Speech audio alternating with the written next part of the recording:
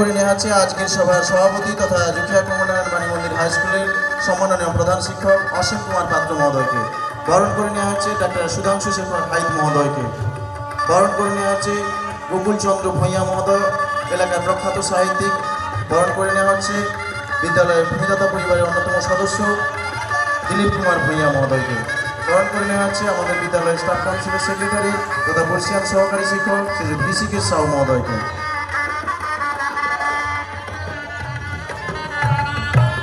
সেই সঙ্গে যারা বরণ করছো প্রত্যেকে আমাদের বিদ্যালয়ের সমস্ত শিক্ষক শিক্ষিকা এবং শিক্ষাকর্মীবৃন্দ যারা রয়েছেন প্রত্যেকে তোমরা বরণ করে নেবে চন্দনের ফোঁটা দিয়ে।